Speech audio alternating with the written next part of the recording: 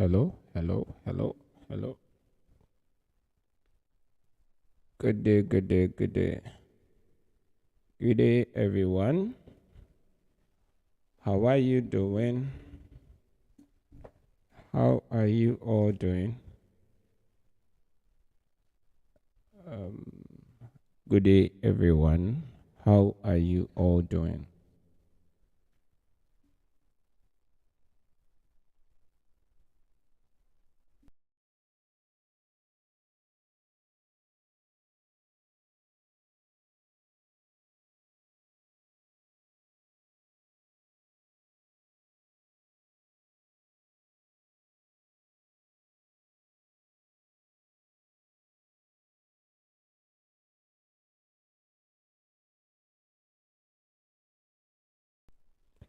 Hello.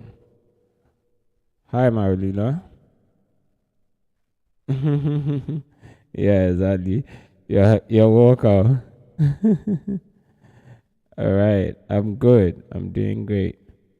How about you? The funny thing is, yesterday, before I ended the stream, my brain was telling me that today is Friday. So I thought I had class early morning today. Therefore, I said we're not going to have any stream today, and I was going to catch up with you all on Monday. I didn't catch up early on that till this morning. This morning, when I woke up, I woke up to like Friday mornings. I have a particular meeting at 7 a.m.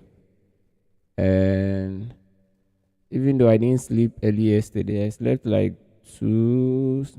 past 2 a.m. So I thought, oh, today is Friday. I need to wake up for that meeting. I woke up to attend that meeting only for me to remember that, oh no, today is Thursday.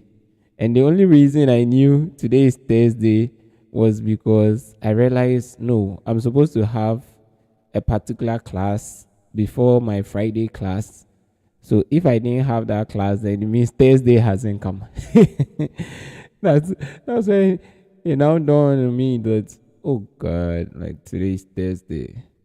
Yeah, hi Tony Blaze, welcome. Marvelous is doing awesome. Thank you. Tomorrow is a holiday. Oh my. Oh, really? You people are having a lot of holidays. Maybe I should travel and come there some. The funny thing is I haven't even taken a holiday in a long while. Now I don't even know if I'm supposed to be celebrating the Ghanaian holidays or Canadian holidays. Yep. All right. How is it going? Tony Blaze, how I think yesterday I didn't see you in the chat. No, this is not old age, not at all. Hmm. How can old age get me at this time of my life? Like how? Hi Erasmus, how are you doing? And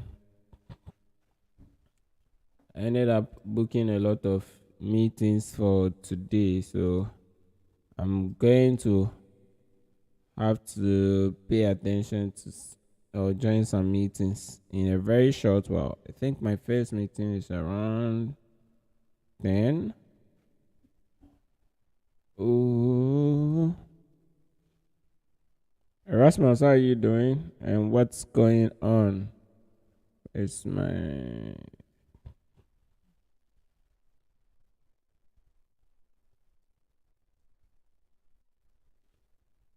I registered for an event which is today, and the event starts at 11 a.m. to 4 p.m. Oh my god. And I have class at 5 5 p.m. to 9 p.m. My first meeting too is like, anyway, that's fine. Is it Thursday? No.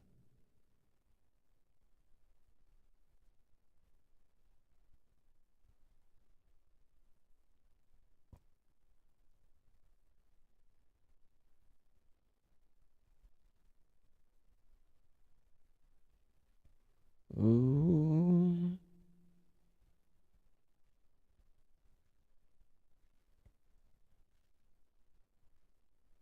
Okay.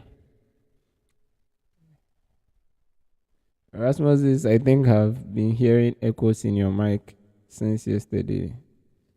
Echoes in my mic. Let me see. How about now? Is it better? Still need to be figuring out exactly which of the settings works best for me.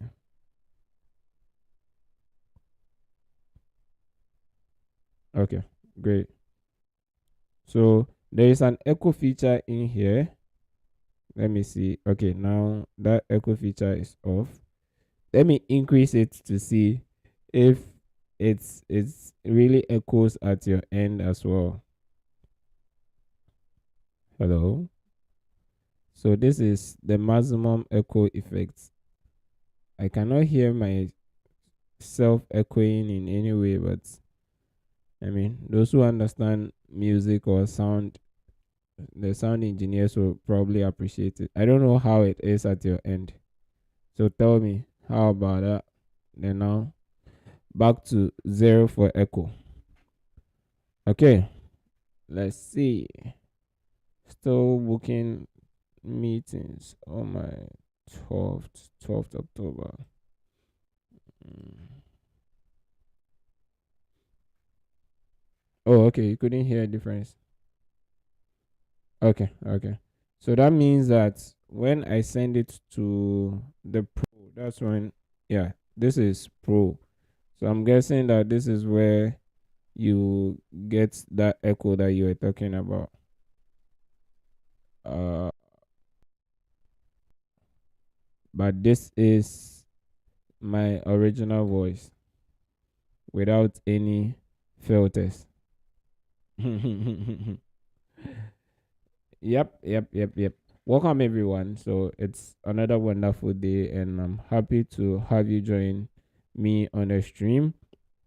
I hope you are ready to learn. Ready to learn. And you came very prepared. Right. So if it's your first time joining us, you're highly welcome. And we are happy to have you join us today. Once again on this stream, it is more like a prep room, but a prep room where it is not just about learning. You learn, you take some breaks, we chit chat. So we do what we refer to as focus sessions. Our focus sessions are timed for 60 minutes. Then after every 60 minutes, we take a short break to have discussions on anything, questions that you have, things that are bothering your mind, and all of that. We discuss them right here on this stream. So, you're welcome to join us. We are live for close to 5 hours or more, depending on how the spirit leads it. And during those 5 hours or more, we have different parts. Each part has a focus session and a break, where the focus session is the time that you're going to spend learning, whilst the break is the time that we have our discussion. So if you are when we are in the focus session, if you come up with any question or you're struggling to understand anything, just feel free to drop it in the chat, and during the break session we will discuss it. Okay, I hope we are on the same page now. And let me quickly share my screen before we start the focus session. Yesterday night, I think it was even this dawn because I did it around 1 a.m. there. About when I was doing my reflection, I wrote something that I think we all should probably read or know about. So just quickly permit me to share my screen. Oh, this is too big. So for those of you who are not aware, I've been, I think for the past 2 weeks, I've been writing. Sorry.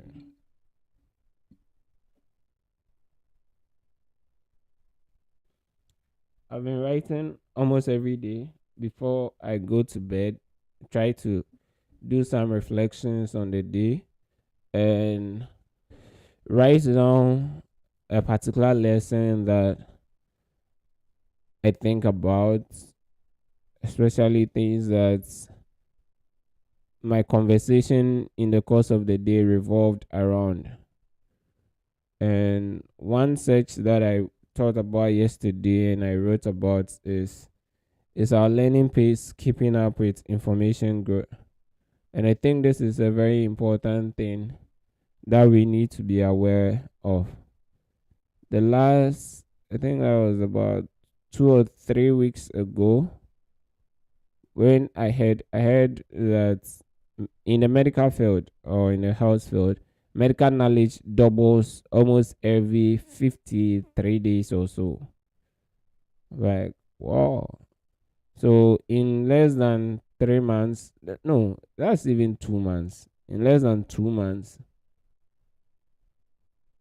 medical knowledge, the knowledge that we have, okay, concerning health in general, is going to double. That means that we are generating new information, new knowledge at a rate that we all cannot even comprehend. Like, it's so fast. Data is being generated so often.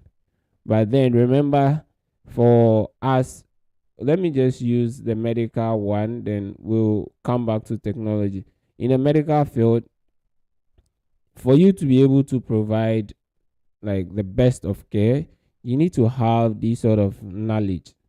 And if knowledge is doubling every 2 months, that means that the pace at which you need to really learn these things and to be able to stay informed or well informed about these things to offer the best of treatment options for your patients, that rate has to increase. Like, your ability to consume information has to increase if you want to catch up with the rate at which information is being generated. So my question is, are we really increasing our learning rate?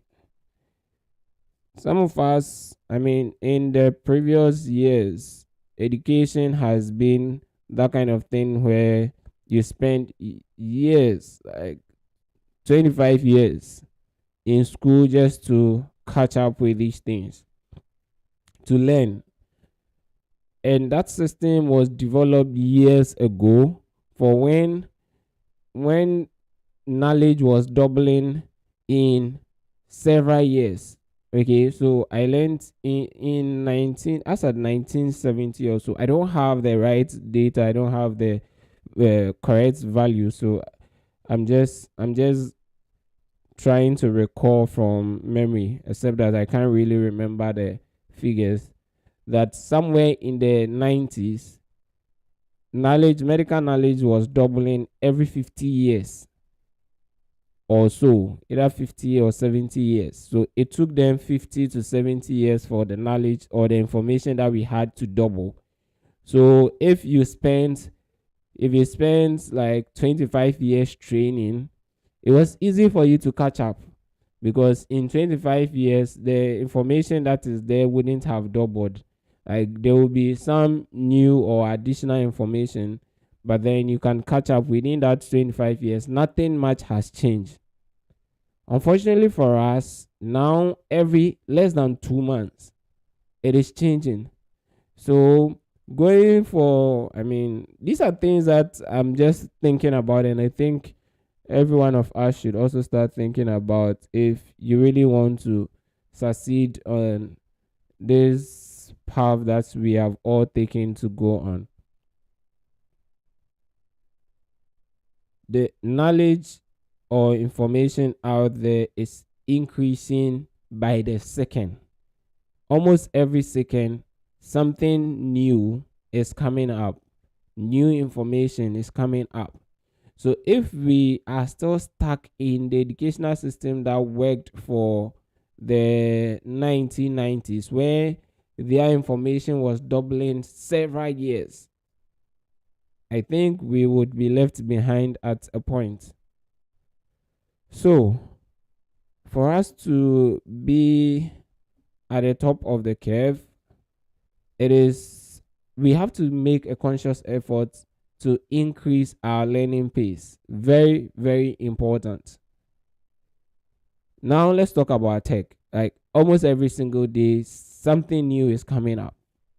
Imagine what they are teaching you, say 4 years of university. That information, if only few universities revise their syllables within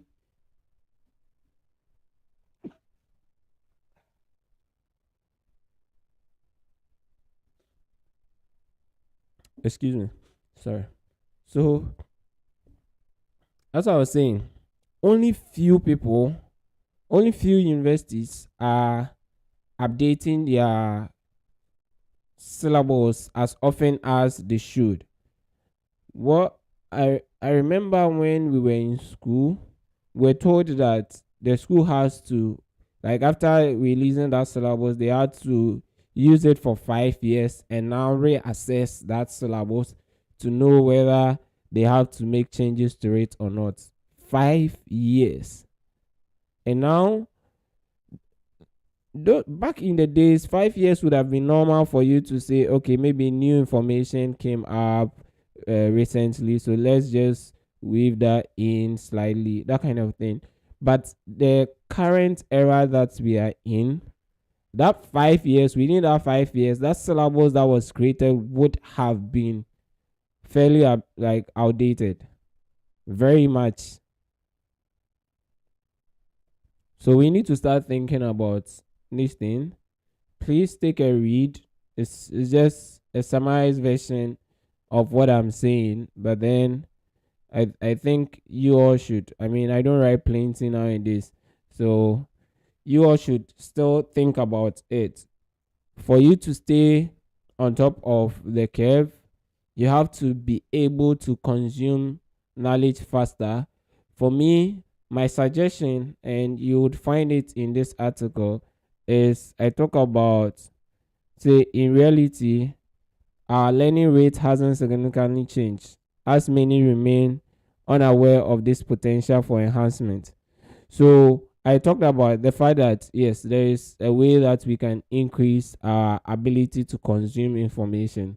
Okay, but no matter how, as in currently, I can't comprehend how we humans will really be able to increase our learning pace to catch up with the rate at which new information is being generated. But believe, like I firmly believe, that we can increase the rate at which we learn. At least personally, I've been experiencing some to an extent. However, the additional thing that I'm trying to add is the fact that now we can even leverage these tools like the AI tools. So I'm saying now that you're informed, it is pivotal to leverage available technologies like AI tools and text to audio solutions to augment our learning. For me, personally, audiobooks have drastically reduced my reading time, because previously there are books that I will read for say a week or more, but now when I'm using the audio version of that book, I can consume that book in say 5 hours, you know. And even for long test books, if I really want to learn and understand things, I can use generative AI tools like ChatGPT to help me assimilate things faster. So I think that's what we need to do. apart from trying our best to increase our learning pace. And somewhere in here, I talk about the fact that we can improve our learning rate, but first we need to know what our current learning rate is. They say what can be measured can be improved. If you can start measuring how fast or slow you learn right now and start paying attention to that and taking some steps in the direction of increasing the rate at which you learn, you're probably going to be able to increase that pace. In addition to that, start leveraging various technologies. There is a concept called the second brain, which I find fascinating, and maybe we'll have to start looking into that and thinking about how we can leverage the second brain. I'll see if this evening after class, I'll see if I can write something about the second brain so that we can leverage that as well to increase the rate at which we are learning new stuff. But yeah, please do take a read, and I will recommend at least once in a while just go to the blog and read one or two things from there. So I usually write things that I'm thinking about. I pause in a day to think through some of these things and write about them. I think yesterday too I wrote this, which is also quite interesting. But then hey, this is not self promotion, even though it is. But at the end of the day, my goal is to make sure that those of you who are joining here are well informed. And some of these things that I'm writing are actually being inspired by the conversation that we have here on a daily basis. So please go ahead and take a read. If you have any questions on them as well, you can always join the stream, ask me personally, or you can even comment on the site and I'll respond to that. Yep, now let me get back to the stream.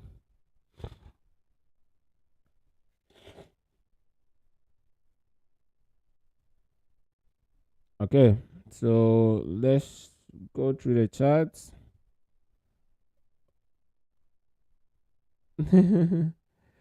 Marilla says, "Can wonder what the rates is with front end. Every single day, new technologies are coming up. It's you can't imagine, and they are updating every one of them.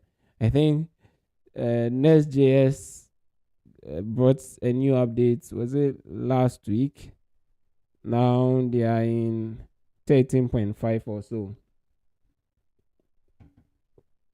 and Erasmus says my AWS exams is on the 27th October at IPMC Kwame Nkrumah Circle. Oh, okay. 2 p.m. to 3:40 p.m. That's cool. And all the best in that. I mean, if there is anything you want us to talk about, maybe something you're not getting, you can always ask and I'll try to see if I can walk you through. At least yesterday I was playing with some of them. Enoch is not here today. Yesterday I was working on a project on AWS and I figured, oh, this is not the first time I'm doing this thing.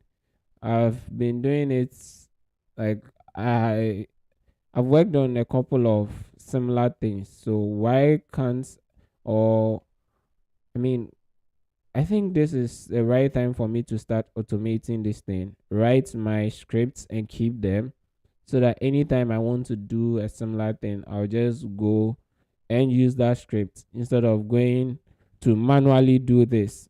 And that was when I got excited about what ALS has really put us through, because when we're learning DevOps in ALS, that's one of the things. You didn't just do the thing on the server. You had to write a script that can equally do the exact thing that you've done on the server.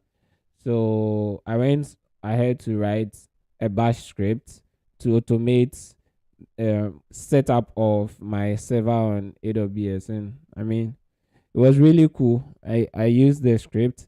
So after I did that, after writing the bash script was supposed to do the initial installation of node npm Git, then it will go ahead and Git clone the repository and cd into that repo that it has cloned and install the dependencies for that particular project, then start the project. So I wrote a script to do that. Then the next thing was, okay, how do I get this script to the server if I have a remote server? Since I'm in the spirit of automating, let me also automate that. So I remember that, oh yeah, we learned about the secure copy protocol, that SCP. So let me use SCP to also automate the process of moving a file from my computer to a remote server. So I wrote a script that will also do that. And I just went on, ran that script. After running that script, to like it's uploaded to the remote server. I went to the remote server. Now that I'm even thinking about it, I could have just done it such that as soon as the script is uploaded to the remote server, the whole process begins. But what I did was, okay, we had two separate scripts. One script was to move files to a remote server. So you provide it with the requisite details of the remote server in a separate file. So just that separate file is just more like variables, and you provide a value. So what's the username for the remote server? What's the IP address for the remote server? You provide those ones as if you were providing environment variables. Then the bash script will pick those ones from that configuration file and now execute the command. When you run the bash script, it will push the file that or the selected files to the remote server, then also automates that process. Quite interesting. Anyway, there is no room for failure. I'm coming to do chew and pop. I forget. Please, I mean, for the sake of the exams, just as I told you yesterday, I think it's more about solving the questions and getting a fair idea of what kind of questions they are asking. And yeah, the more questions you solve, the better your chances of passing. At least that's in my experience. Because at the time I didn't understand a lot of the things that I was learning, but then when I solved some of the questions, it opened my eyes to a lot of these things. But the advantage that you get here right now is, if you are struggling with any of them, please just reach out, and I mean, we can discuss those things here on the stream. Marilla says thanks internet for the rate of new information. You can't imagine. And I think it's not even just the internet. Like, a lot of other technologies are generating the information, right? But the nice thing, and I remember back then I wrote something about the internet. Let me see if I published it here. I wrote something. The closest man has come to omnipresence. But then the more important thing, that's, yeah, the internet is the closest man has come to being omnipresent. And this was written in January 9th, 2021. You know, I wrote about this anyway. But the point that I'm going to make is, the internet has become sort of a distribution medium. And prior to the internet, you were restricted to what information you can get access to, especially if you are in Africa, for instance. New data will be generated, there is new information, new knowledge all over the place, but it will take years for it to be felt or known in Africa. So our grandparents didn't have the luxury of getting to know everything in time. Like right now, that generative AIs have become a thing that we are all talking about. Those times, if you were in Africa, you wouldn't even know. Like, by the time you know about these things, it would have taken years. When they have finished using it and something new has made the wave, that is when you will now come to hear that, oh, there's something like this. Then you begin to use it. So, for instance, say something like electricity. And even the internet itself, like having access to the network that will enable you to access the internet. These are things that took years, several years before they got to Africa, right? But now, because of the internet, instantly we get access to it. Like last 2 days, when I posted in the WhatsApp group that ChatGPT can now hear and talk, and see, like something like that. It was when Sam Ottman tweeted. I saw that tweet. I was like, okay, this is news. And I'm also spreading it to my fellows, you know. But back in the day, we, a lot of us would not even hear about it. Okay, so it is really a distribution stream that we have to appreciate, and it has leveled the ground for all of us. So now there is no excuse that the same knowledge that somebody in the United States, in Canada, anywhere in the world has access to, wherever you are to, you have access to it. So you can't make those excuses our grandparents made, which were legit anyway. We cannot make those same excuses because now we have access to the information. And that's our reality. So the earlier we start using it, the better for us. I think I've written quite some things, and funny enough, it's not even everything that I write that I publish. Not everything is Googleable. Oh my god. Making money on the internet is possible, but these are all things I wrote in 2021. Okay. All right, let's go on. So the internet is a distribution channel. I think I need to, let me just jot it down. Maybe I'll get inspiration to expatiate on that in my reflections. The internet is a distribution channel, and we all have to see it as such. Okay. Yep. Okay. Marilla says, I wonder what all this means for the future of work and the future of education to think of it. See, in I think that was last month, somewhere last month, I was asked the question that if you were to be alive, if you had to be alive in a century from now, what are you anxiously looking out for? And what I said was that what I would want to know, like in 100 years' time, what I'm interested in is how work really looks like in 100 years' time. Because when I look back to 100 years ago, even though I wasn't alive, I mean, not to say that I was alive, so I saw everything, but based on the writings that I have read and things that I've been exposed to concerning the past, what history tells us. Based on what history tells us,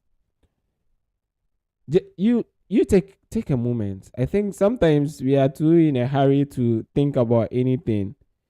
Oh, so when I thought I was showing my screen, sharing my screen and showing you what I was talking about. This thing keeps happening. I have to find an easy way to just be sharing my screen. Maybe just a single press of a button, then I share my screen instead of just talking and not forgetting to show my screen. Yeah. So I was showing you earlier on. I was showing you this article on my blog. So I wrote this in January 9th, 2021. And it talks about the internet is the closest man has come to being omnipresent. So please take a read of some of these things and start thinking about it. I think We really need to start thinking. It makes a lot of difference. So now we are acquiring knowledge by learning every day, jumping up here and learning every day. And we are also acquiring skill by practicalizing what we learn. But one more important thing is for us to think about things. And when we think about things, we are able to put ourselves in positions to get better at things and also prepare ourselves for the future. If we live passively, it mostly occurs such that we just take what life gives us.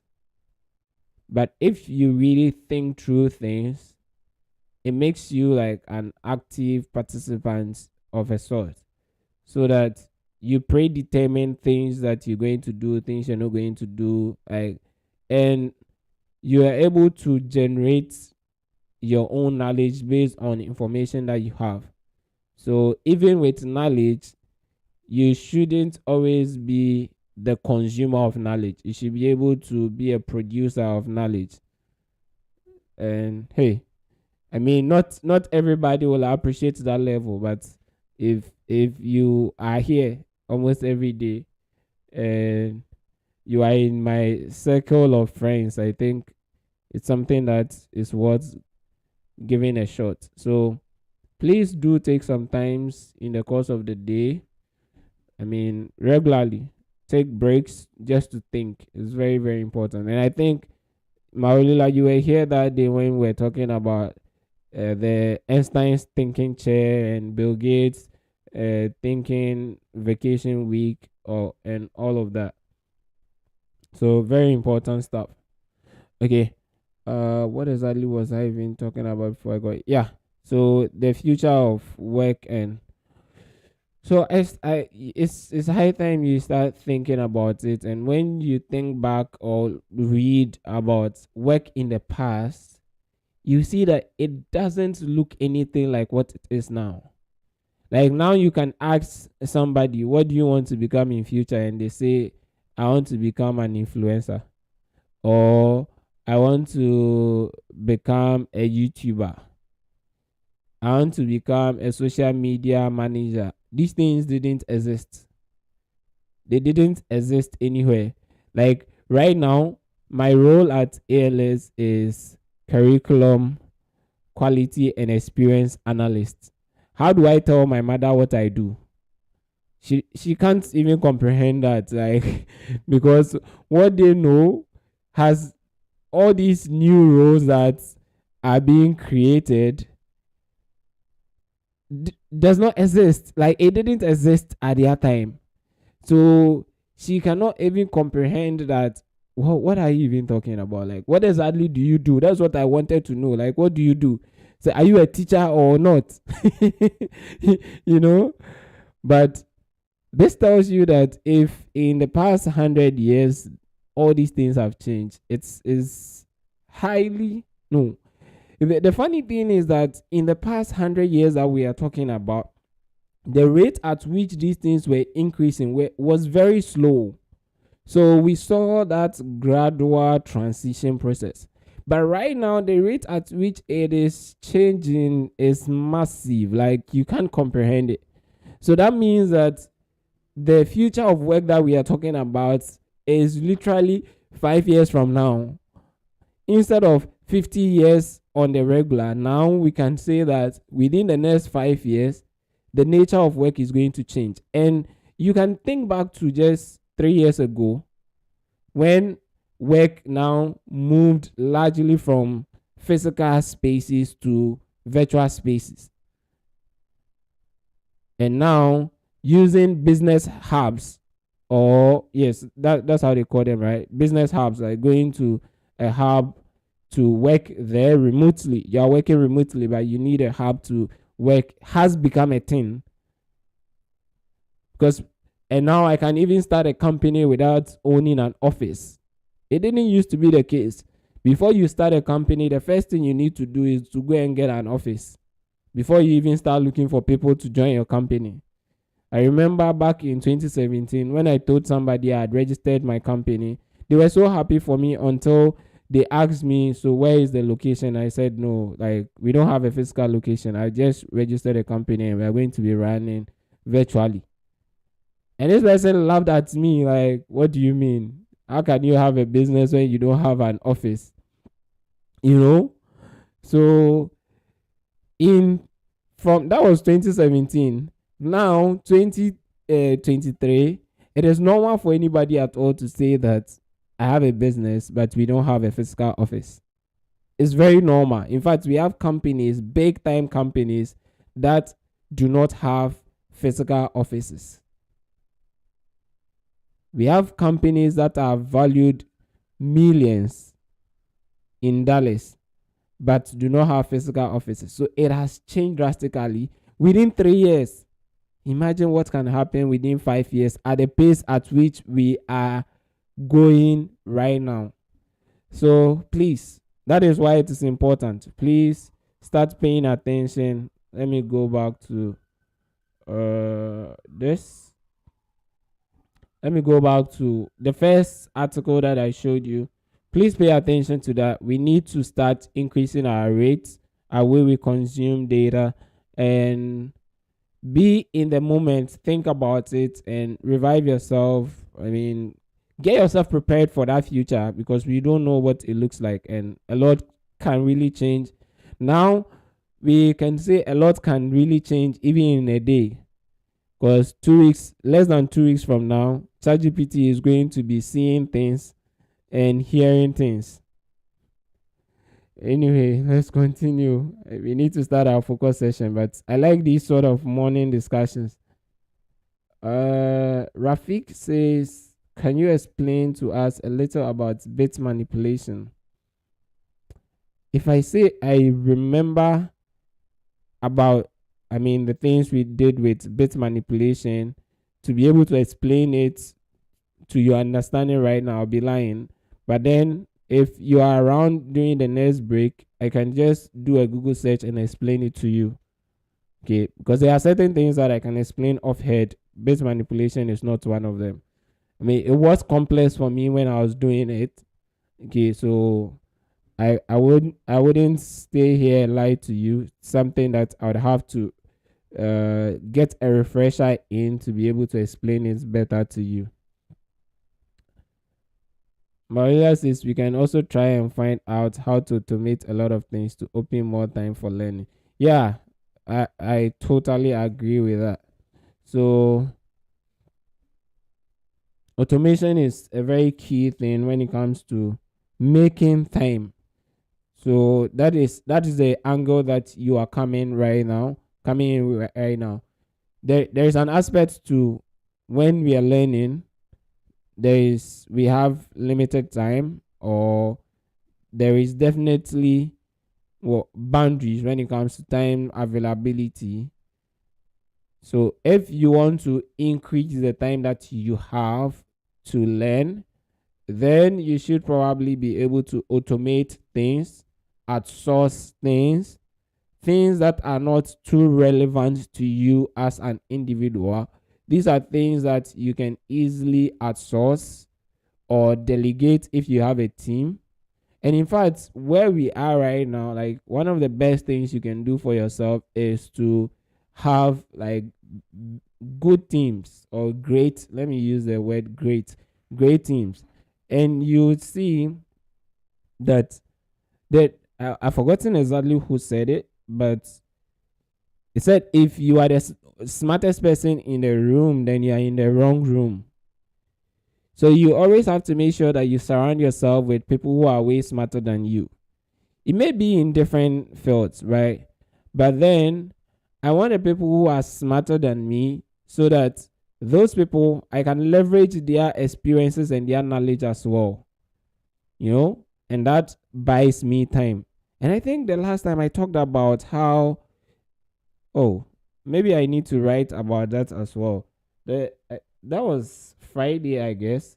I was talking about the difference between how the rich use their time and money, the relationship between time and money for the rich and for the poor, or wealthy people and poor people in terms of their mentality, not necessarily not someone who doesn't have money. Okay. And I talked about the wealthy. Their relationship is this: they use money to buy themselves time, so they have enough time to do whatever they want to do. The poor, on the other side, use time to buy money. They can trade all their time for the money. And there has to be, I mean, it depends on which school you want to be in. But then, if you really want to be in the wealthy class, the people who think and change things around, you'd have to learn to leverage using almost anything you have, time, the people are no, so I mean money, the people around you and all, to purchase time. See, time is the only resource that you can't really get more of. No matter what you do, the day will be 24 hours.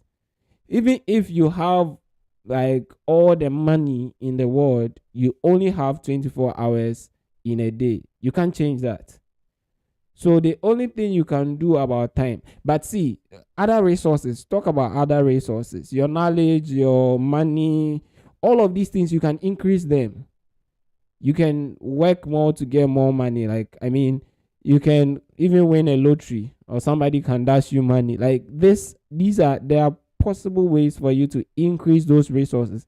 Almost every other resource, apart from time, time is only 24 hours in a day. You can't do anything about it.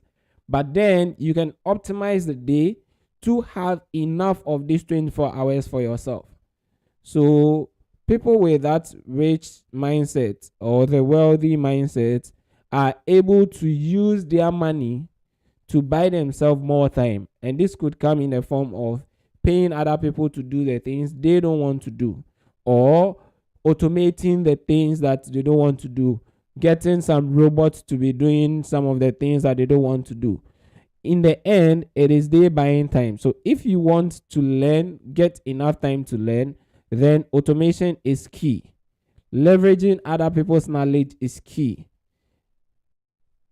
And there are a lot of other things. I think that's an interesting conversation that we can delve more into when it comes to buying ourselves more time. And I think that's one thing that a lot of people ask me about when somebody says, "Oh, I'm a full-time student. I do this. I'm trying to take ALS as well.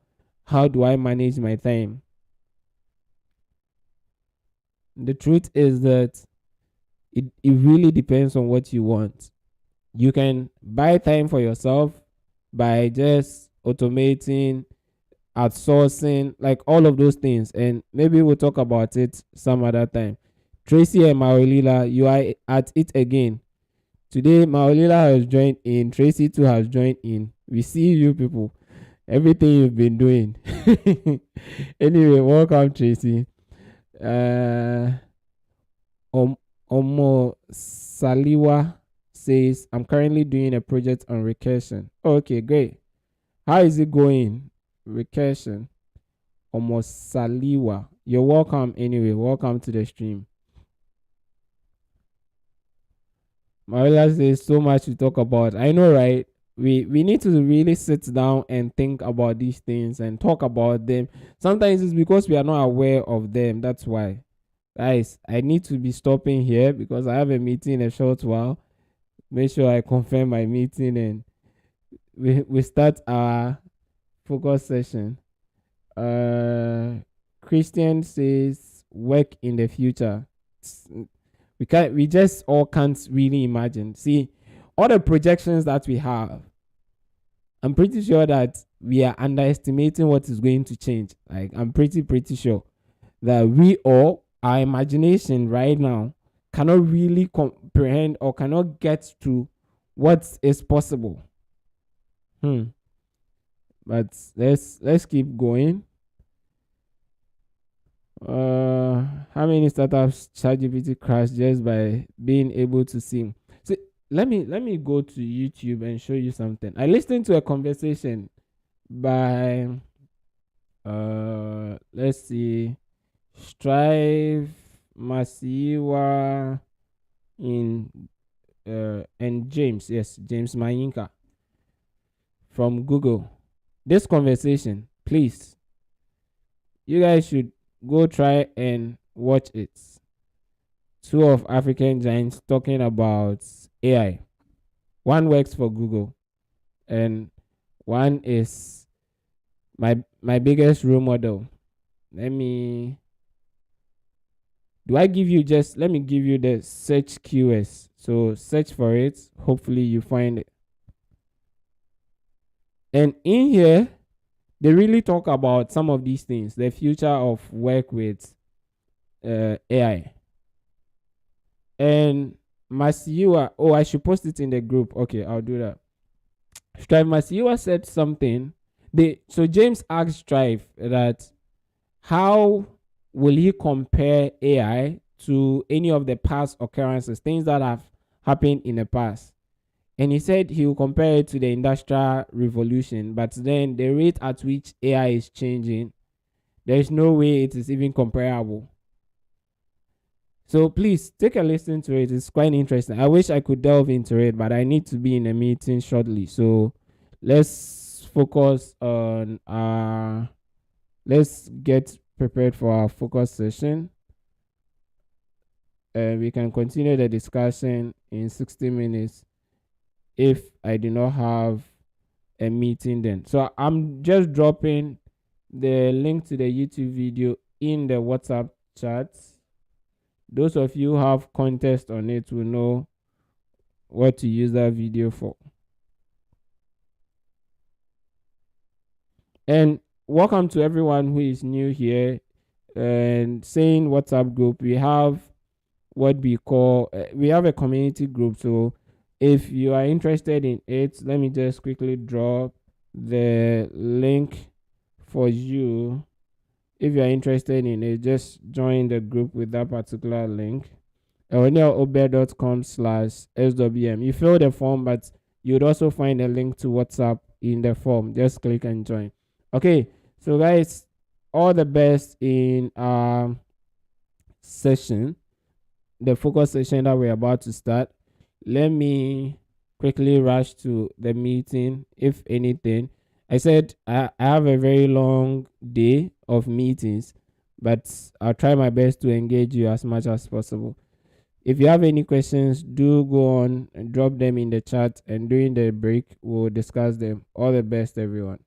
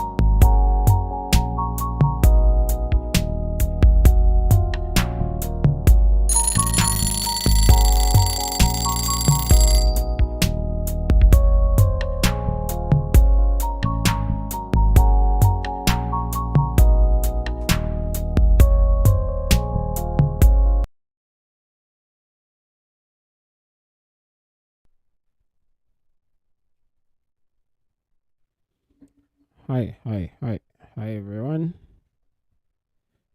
How is it going?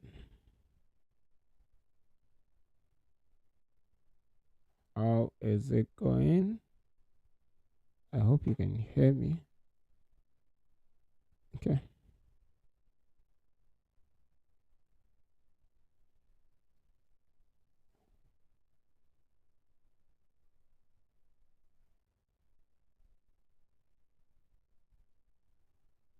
Ooh.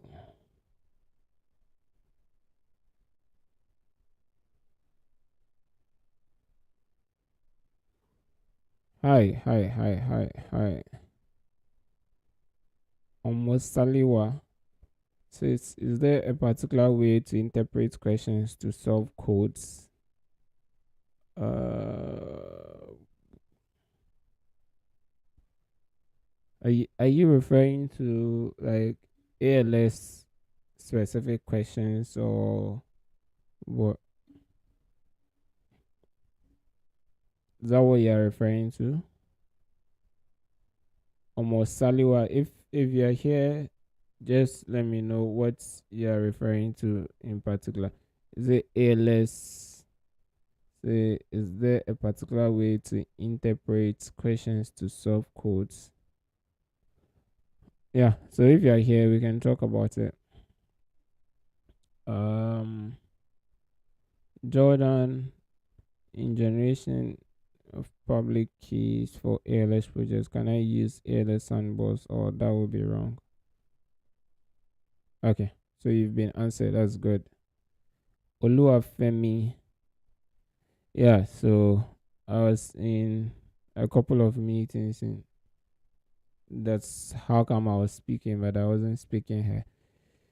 So now we're on break. Anyway, yes. Where is everybody hiding right now? Where are you all hiding? Ooh, wow.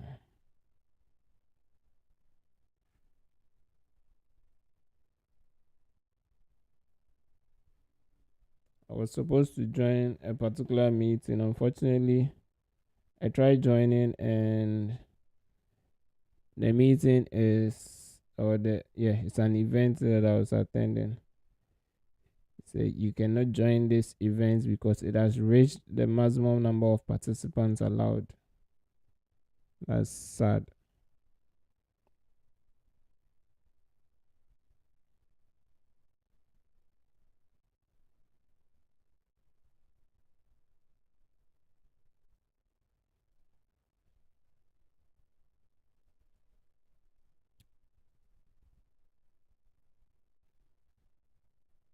What is going on, everyone?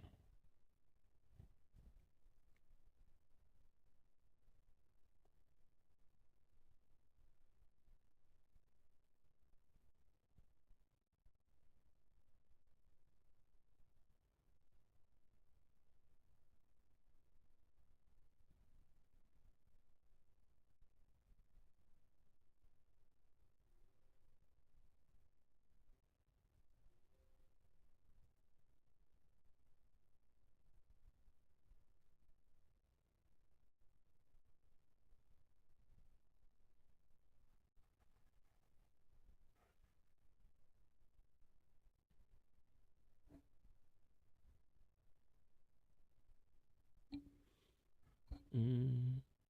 How is everyone? I mean, since no one is here to chat with, I'm taking the time to do some research on incubators and accelerators here.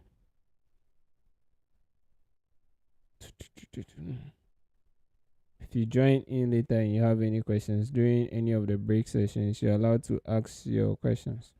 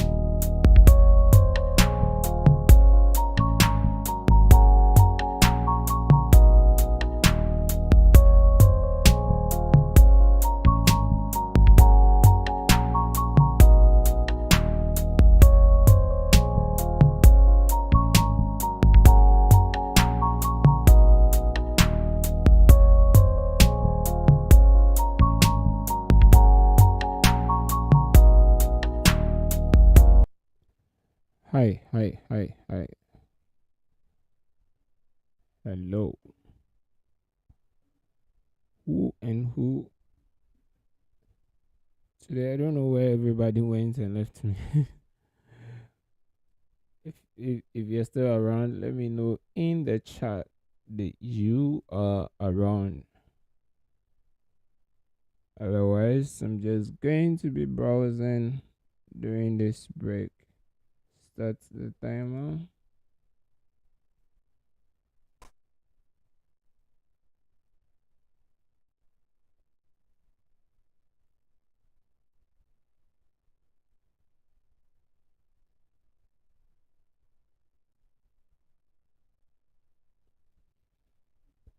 Hi, hi, hi, hi. Ooh.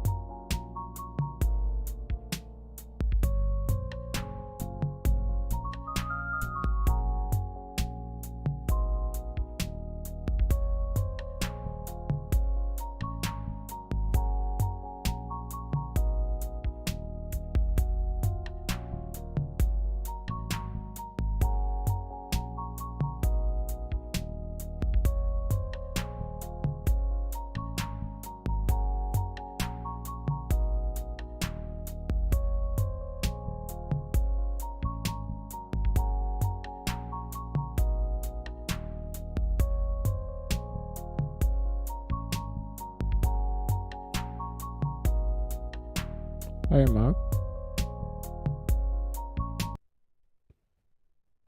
How are you doing?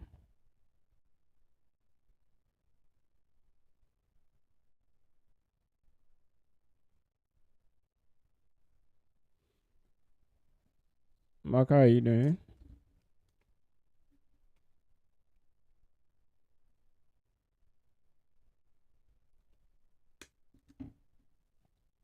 Yes, so I I had to post a message in the WhatsApp group yesterday. The funny thing is that at the time when I was closing, I thought today was going to be a Friday. I thought yesterday was a Thursday, and today was going to be a Friday.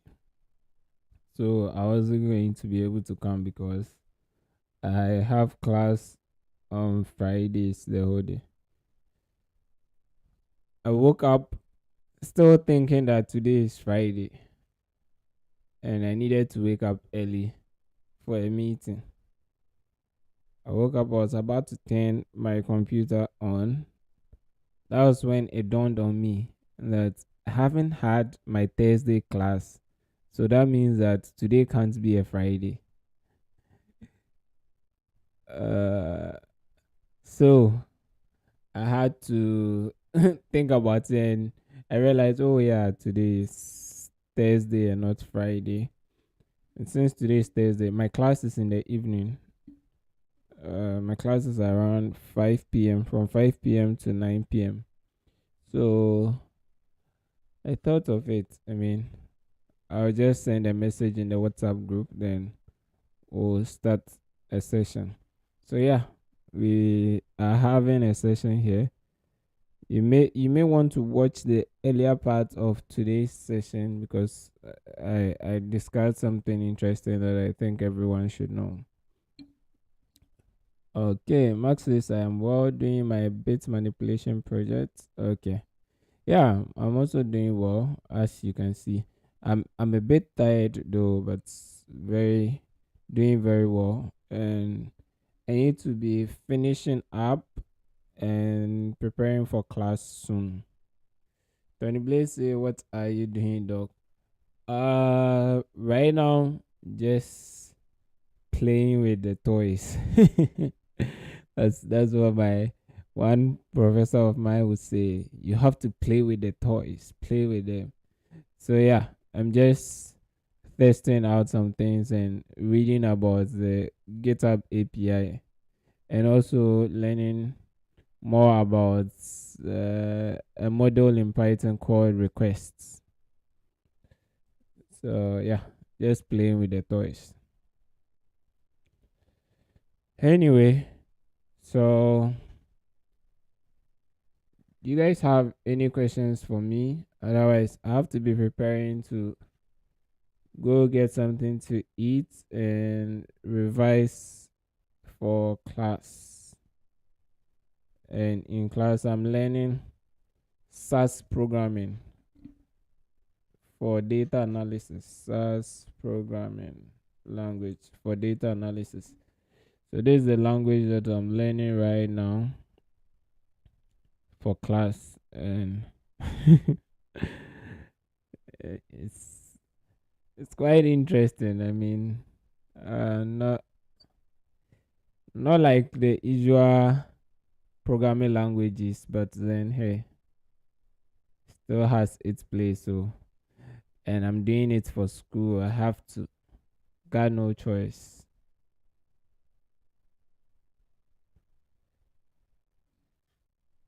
Yeah, thank you, Mark.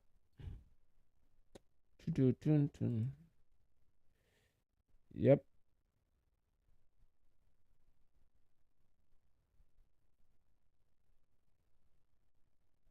that is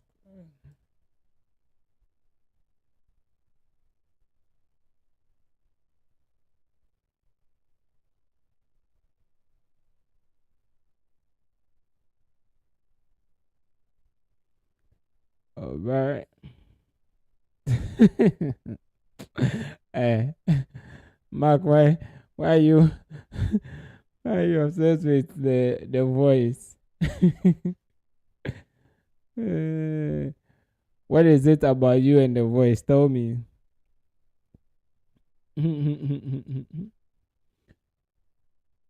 uh, Tony Blaze, what are you referring to? The programming? This. Are you referring to the SAS programming? You keep making reference to Star Wars. I should watch it. I hear you. I haven't watched movies in a long while.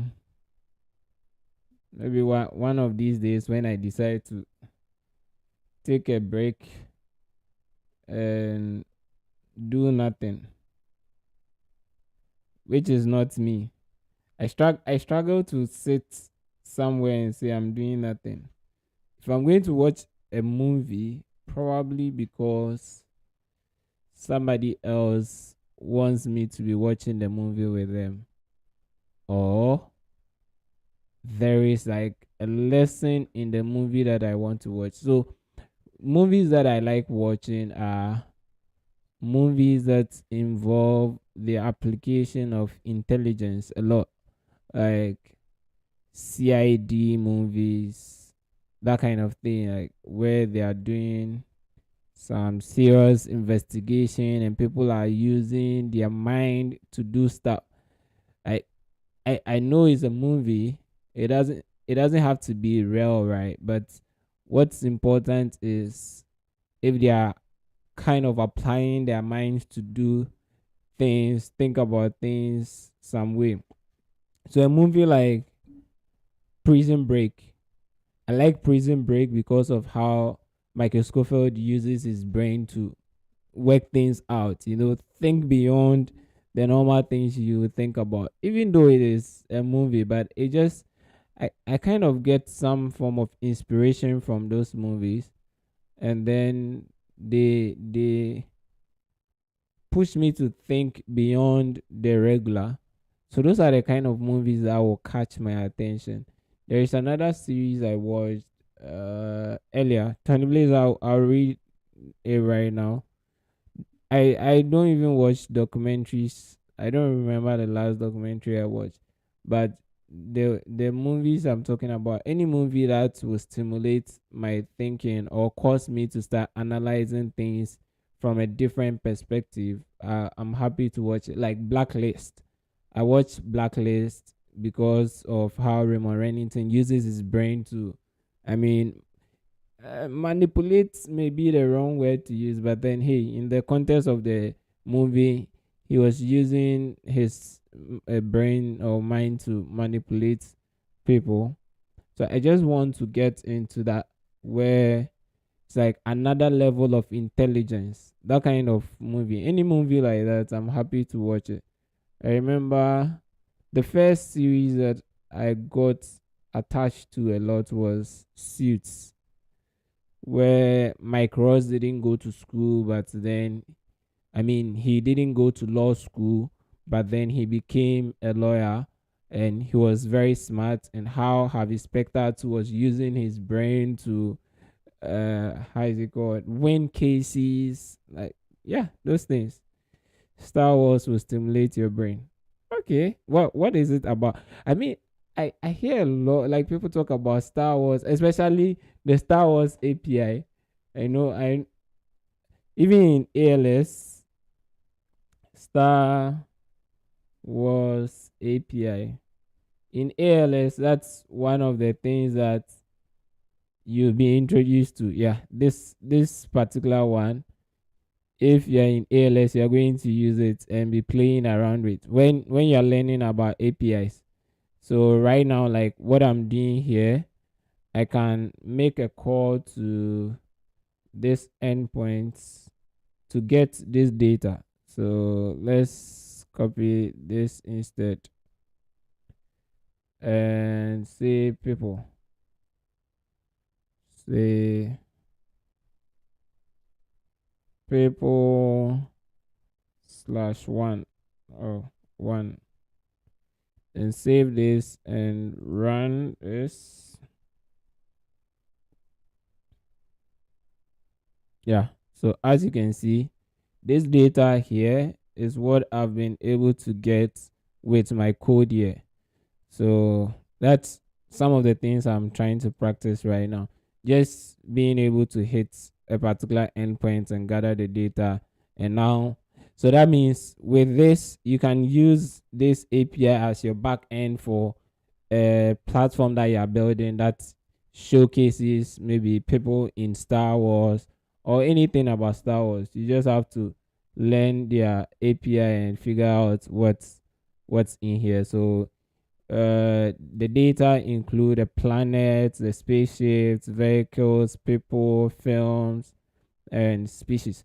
So if you want to build an application about Star Wars, and maybe people can see details about Star Wars, the various planets, the various vehicles, like the people in there, then all you need is this API, and you can use some front end, basic HTML, CSS, and you have an application. Yeah, kind of. So Tony Blaze says, I have a question, Doc. When did you start writing articles or blogs? Is it a hobby to you, or is it something that you have developed time after time? I'm the truth of the matter is that I started writing on the internet back in 2013, 2014. That was the first time I started writing on the internet. But then that was around the time I was trying to figure out how to make money online. Because in 2013, it was really, I mean, looking back, it was a very tough year for me, and I couldn't go to school that year, so I was trying to look for money to go to school the following year. And one of the things that I came across was, oh, you can make money through blogging. So I was eager about it. I wanted to learn how people make money through blogging and the likes. But eventually, that's when I started writing on the internet. Prior to that, I used to write as well, but I write like in my books. I think about things all the time, and as for that, I think it's way maybe right from childhood or something, because I'm always almost always with a book writing something, thinking about it and writing something, or maybe thinking about especially the things we learned in class, trying to explain it in my own way by writing it. But when it comes to putting content on the internet, it was in 2013 that I started something like that. But I didn't have a focus. I was just, hey, they say you can make money from writing, so I started from there. But and it didn't go anywhere per se. In 2014, I created, yes, this is a site I created. 2014 livenews.wordpress.com. When I was going to the university for the first time, and let me maximize this. So this was a wordpress.com site blog that I started to write something there.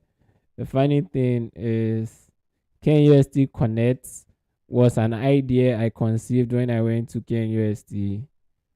I think I went there in either August or September 2014.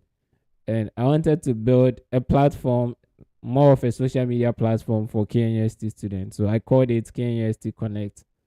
And I used a, a third, I mean, an existing platform, a platform that you could use to build social media platforms. And it was called yoko.org. I don't know if they still exist. Yoko.org. Let's see if they still exist. Yeah, so create your own social network. They still exist. And this is how I was trying to use this in 2014 to create my own social media network for our campus. And I called it TechCon. KUST is usually referred to as tech. Like uh, people in Ghana, if you say attend tech, everybody understands. So I called this TechCon. It's not working. And These are some of the things I started writing on. Not so much, but then it was just like covering news. And I think in 2015, I started doing it on WhatsApp. Then 2016, I we launched a new blog called Snaves. Was it Snave Rights dot WordPress dot com? I guess. Oh, Snaves Rights. Is that not it? Okay, so let me check on Google if I'll find it. It's been a while by now. They've deleted it or something. Snave, because I remember that's the name we called it. My roommate was called Evans, and he turned his name around to Snave. So that was his nickname. Oh, it's strange that this thing is no longer. No, no way.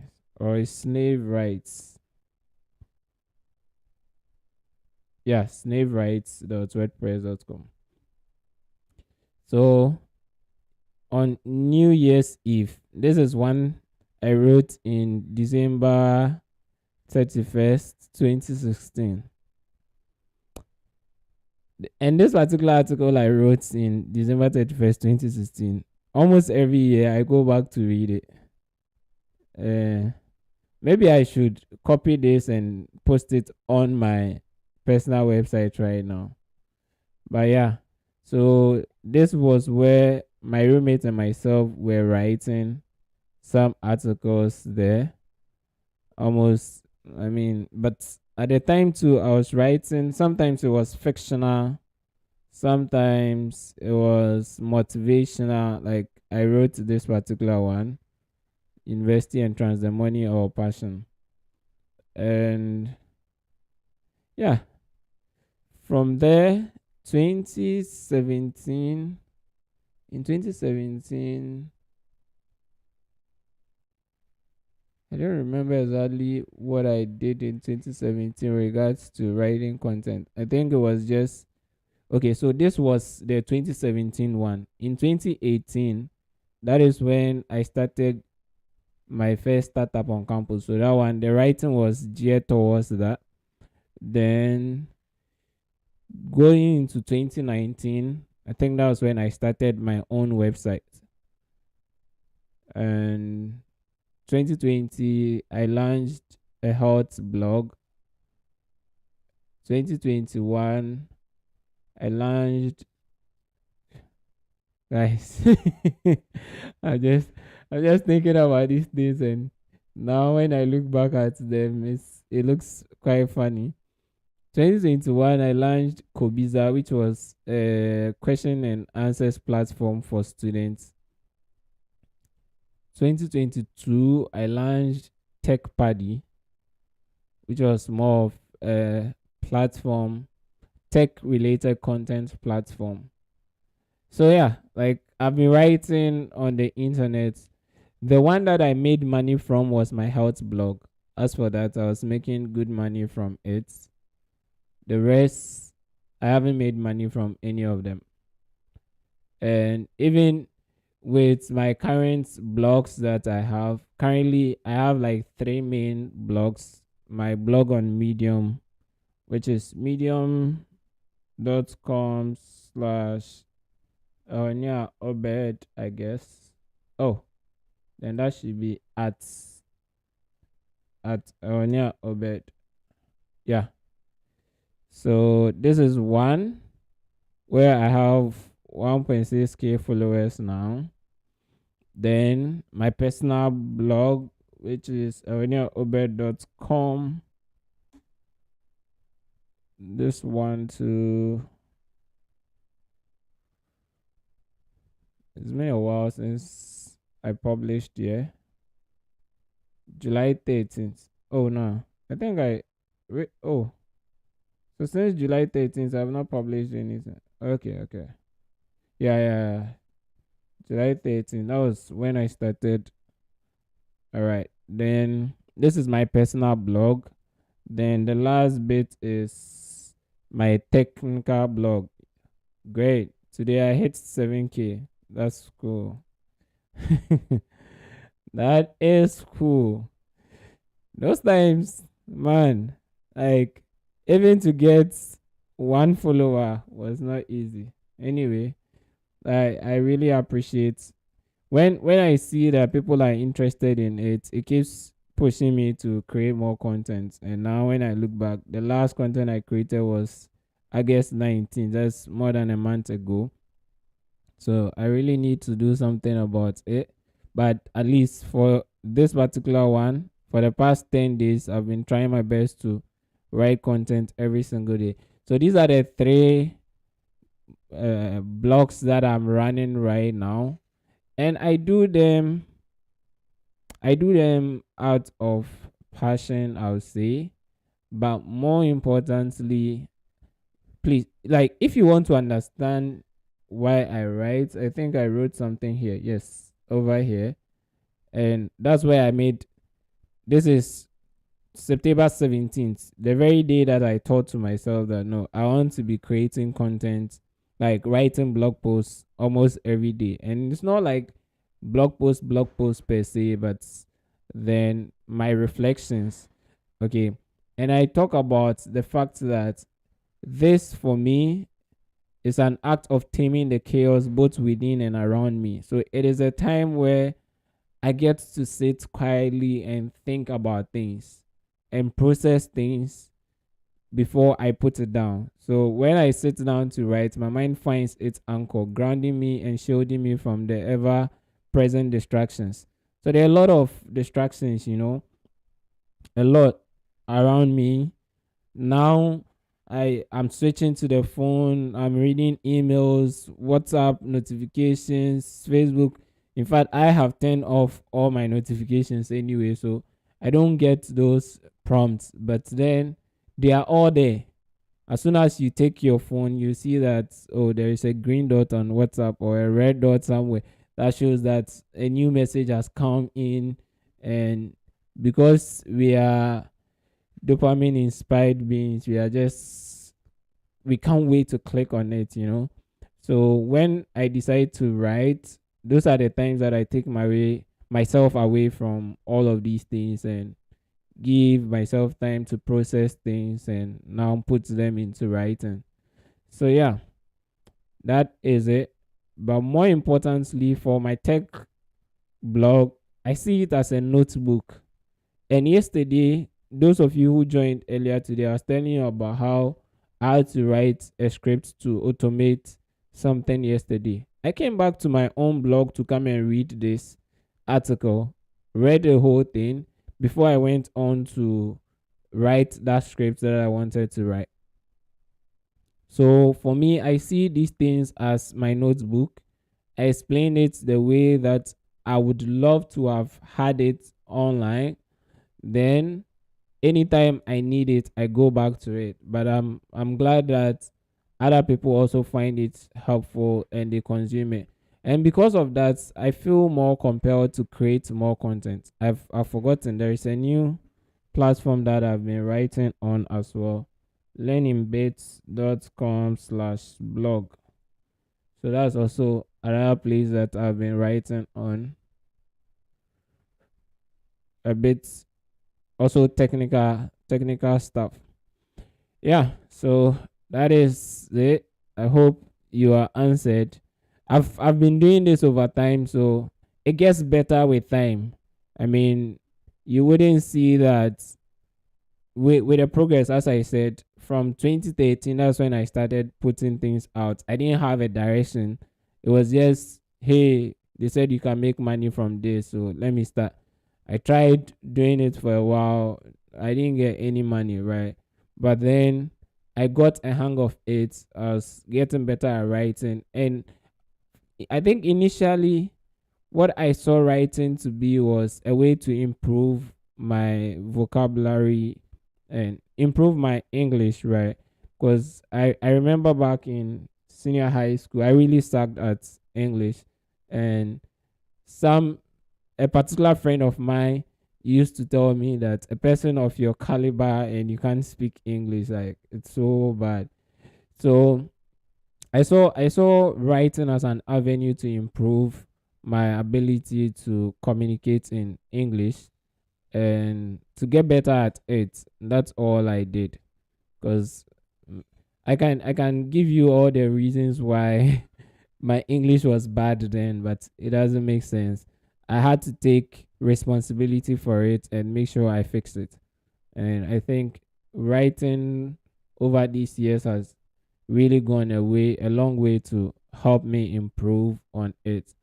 And for that matter, I can now be live for more than 5 hours and talk the whole 5 hours without really minding what I'm going to say or not. I mean, not to say I'm an expert in anything, but it has given me the confidence to communicate in the language because I keep writing it.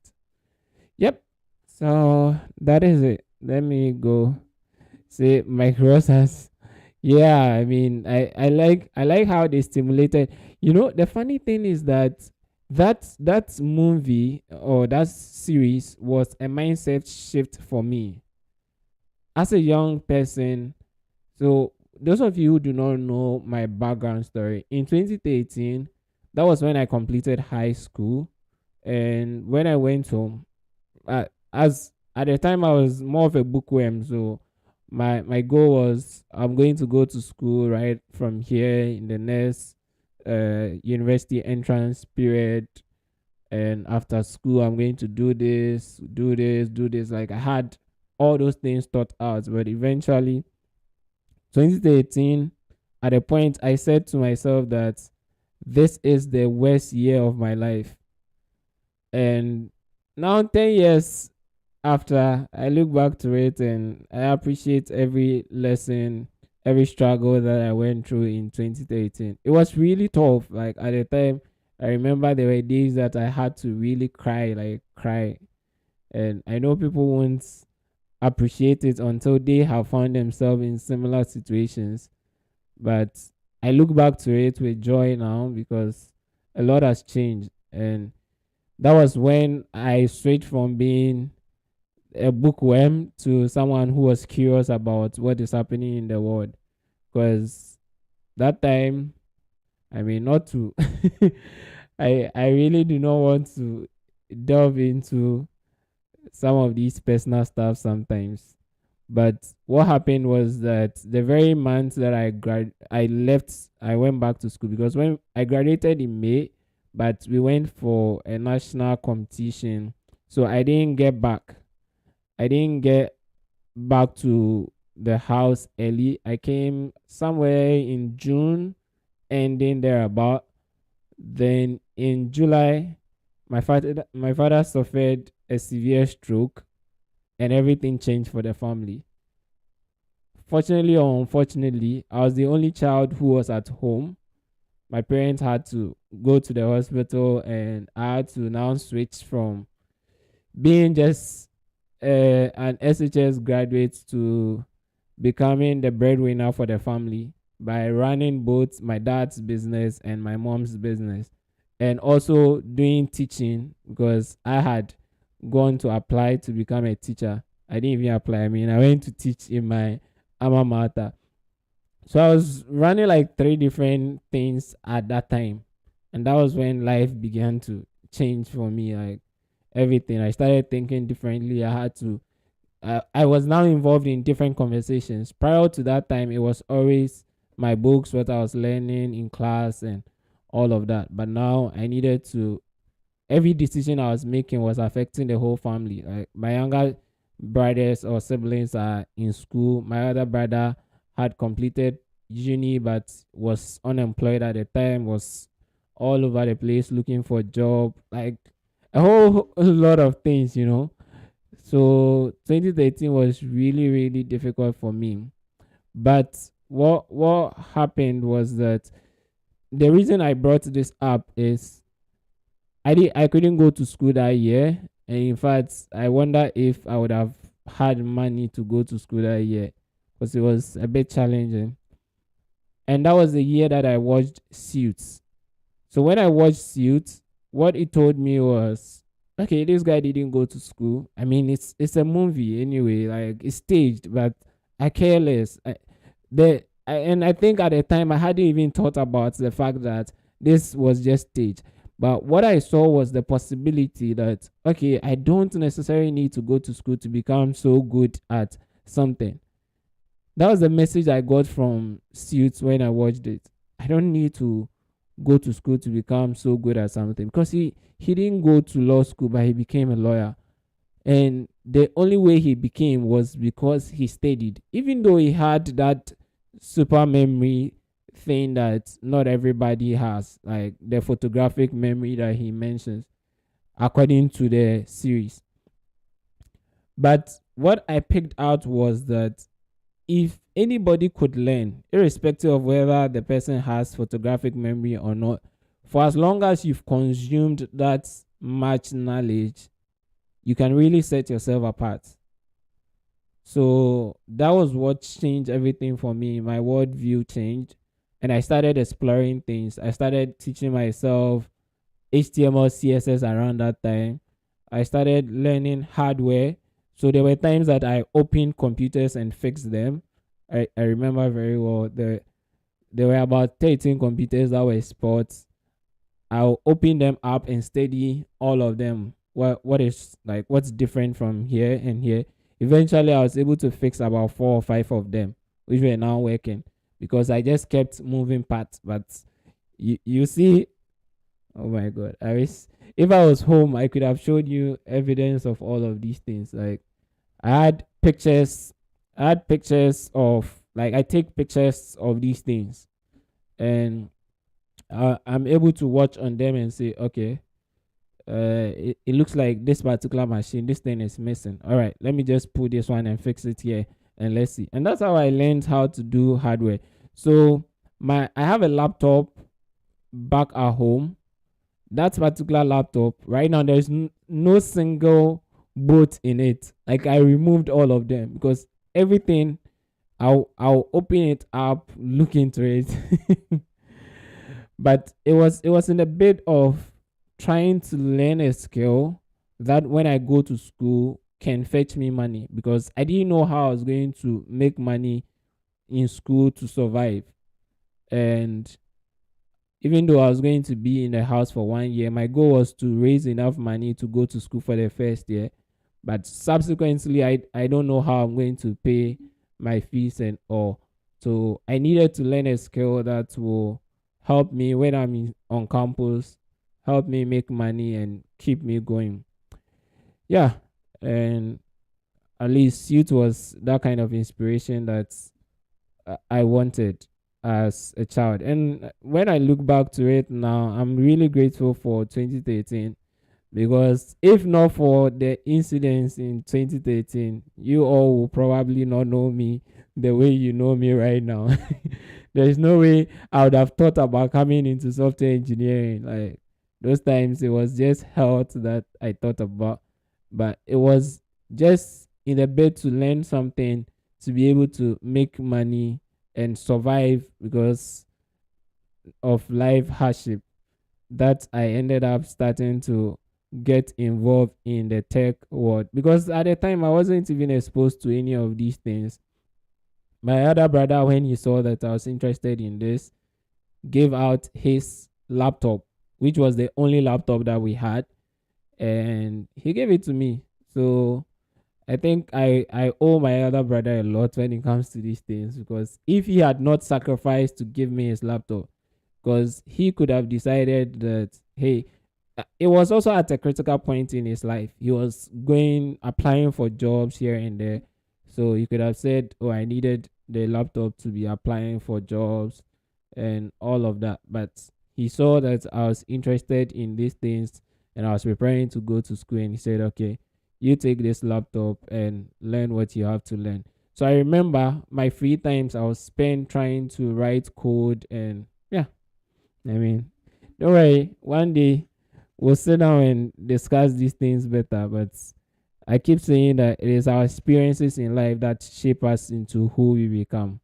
So everything you are seeing me to be right now, I think people ask, how are you able to do this, do this, do this, do that? When I trace it back to 2013, when I was literally doing like three different jobs at the same time, running my mom's business, which is like selling in the market. I was selling in the market, so I was selling tomatoes, garden eggs, pepper, like all those things. And boy, oh boy, it's funny, but yeah, that's where life has led us through. I was doing that, selling that, then my father had a chemical store, a licensed chemical store. Like we sell medications, so I was handling that as well. Then I was a teacher, so usually during my periods, I'll just run from the market. I had a bicycle. No, at the time I was using a motorbike. So during my about 5 minutes to time, I would leave the market and rush to school to go and teach. Fortunately for me, I was teaching mathematics and I was very good at mathematics. So I didn't need to prepare to come and teach. And I could just walk in. I know that today we are learning this topic and I'll be able to teach it perfectly. So it helped me. And I was organizing classes, man. I needed money. I did morning, afternoon, like evening, all the time. Those were the times that almost every single day I'll go and buy an energy drink. So it was draining me, but I needed it to survive. And after going through that period, I mean, I feel that what I'm going through right now is very normal. Like, what is it? I sit down here and talk all day and write code, do some work on the computer, and write some articles, study. That's all. But hey, those times you come and see me carrying swords and hey, let's let me. It's okay. Thank you. One day, don't worry. One day we'll organize a proper session and I'll share my story with you all to motivate you. Max says, I follow your blog, quite helpful. Happy to hear that. And Tony Blaze says, I did not understand the meaning of automation in CS. Oh, okay. So is it regards to what I was talking about? Like I was writing a script to automate something. Tony Blaze, is that what you're referring to? Max says pressure makes diamonds. Yeah. And I keep saying that for gold to be gold, it has to be passed through fire, right? It is only refined after it has been passed through fire. So yeah, that's the point. So understand what you're talking about. I built my security systems company against all odds. That's interesting to hear. Competing with established companies, everything worked out due to my mindset. I never gave up. Congratulations to it. I mean, that's really good. When you set your mind to things and you're able to achieve it, there's so much fun in it. And the funny thing is that when I look back, I think recently, just the past couple of days, I've been thinking about it that this is the sort of life that I have been, let me not even say dreaming. Like I have talked them into existence. Not like it wasn't something that I was like, okay, I'm going to do this, I'm going to do this. But I literally say that this is what I want to do. And from here, I'll do this and do this and do this. And I forget about it. I work doing my own thing. And eventually I realize that, oh, this is exactly what I said I was going to do some time back. And so at a point in time, I had to prompt myself to start documenting everything I say I'm going to do. So instead of saying it, now I have an Evernote app, and I think that's from since 2016. Since 2016, if I open my Evernote account right now, you see, since 2016, like I have things that I've written down, or I'm going to be doing this, or some articles like that. They are all in there. So yeah, really good. Tony Blaze, so with the automation part, what happened is that, let me give you an example. If I buy a new computer right now, there are some things that I'll need to do on it. Right. I need to install an operating system on it, and there are various softwares that I need to run on it. So imagine if you are someone who does these things multiple times in, say, a month. Maybe everybody who buys a new laptop brings it to you, and you have to do the same thing. You have to install, say, Windows on it. After installing Windows, you have to install Microsoft suits, Office suits on it. You have to install VS Code. You have to install Git on it. Like all of these things. Imagine you have to do it for every computer. You, as a software engineer, would have to start thinking about it. Is there a way to automate this? So that is just one way of automation, and that's what I was talking about. So I happen to be creating virtual machines recently, depending on what I'm working on. I think in the past 3 weeks or so, I've launched about 3 different virtual machines, and almost all the time it's the same Linux Ubuntu distro 22.04 that is on it. But after I have launched the server, there are a couple of things I do. One, depending on exactly what I want, but the common thing I do is I'm going to install Node on it and npm, and I'll install Git on it. Afterwards, I'll go forward to clone a repo from Git. Then I'll cd into that repo, that's change direction into that repo, or open that repo, and inside that repo I'll install the dependencies for that particular project. And after installing that dependency, I'll now launch that application, and I'll do it for almost every one of them. So I thought about, if I have to be doing all of these things, and sometimes you may even forget some of these things, you have to now go and research them and do them when you want. Why can't I just automate the process? So there is a way to do it. There are several ways to do it. Okay, and in ALS is going to teach you a few of the ways to do this. One is by using Bash. So Bash scripting. And once you're in ALS, you've already been introduced to the first part of Bash. But when you start DevOps, they would walk you through Bash scripting for automation. So it's just a matter of writing a Bash script. When I run that Bash script, it will now do all of that. I can even show you. I did it on the tablet, I guess. So it wouldn't be on this computer. But yeah, it wouldn't be here. Otherwise I would have shown it to you. Let me see. Where will I get?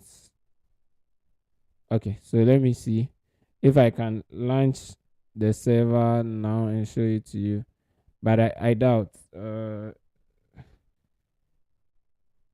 Get bash. See if I can get bash. No. So that's what I'm thinking about right now. I can't show you. I did it on this other PC. It's not on my own. So what I have done is that I have the script that in a bash script, things are executed from top to bottom. So what I've done is, in the first line I say, okay, install Node.js. The next one, install Git, or for all those installation, I'll put them in the same line. Say install Node.js, npm, Git, like every other thing that I need. And the script is, when I run the script, it's going to wait for all of them to finish installing. After they are installing, the next thing I say, clone this one. So you write the code for it, git clone, then the URL that you want it to clone, all of that. So that is the process of automation, and that's just one example of it. There are so many things and so many ways to automate in this our field. And as you go on, I think you would get to appreciate a lot of them. But practically, this is something that you can do.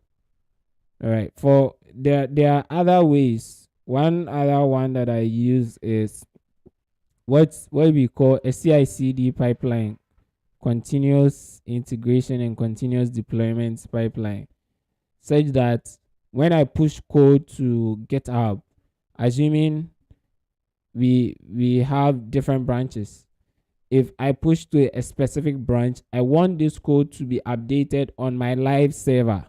Okay, so I can automate that process so that when I push the code, it will automatically go and update on my live server. I don't have to manually go to my live server. That's where you're hosting your application, to now go and update the code manually. You just push to GitHub and the process is automated. So that's also another example. There are quite a lot of them. Okay, thank you all so much. It always feels good to be sharing things, especially when you know that it can inspire someone. And I'm happy to share these things.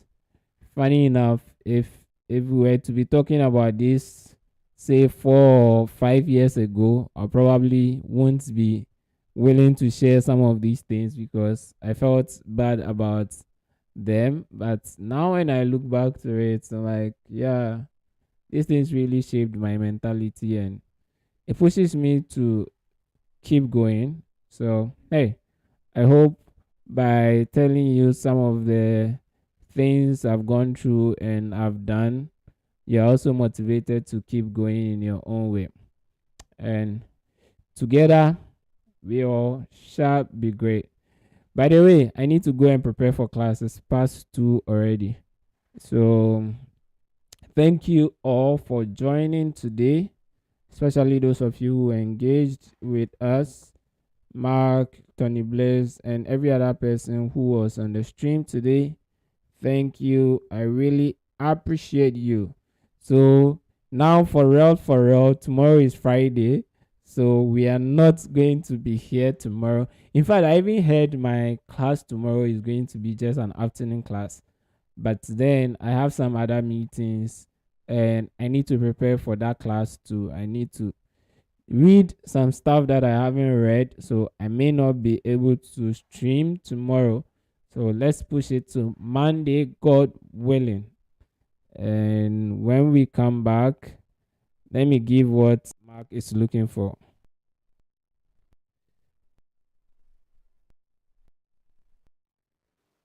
This is what Mark is looking for. So, Mark, thank you and see you, God willing, on Monday. Yeah, Tony Blaze, you too. Alright, until we meet, God willing, Monday, it's a bye for now. Is that what they say? Walk on to the dark side. No, I'm not coming to the dark side. Alright, bye bye. Hey, let me get my. Let me get back to myself. Bye bye, bye bye. All right, bye. Let me end the stream.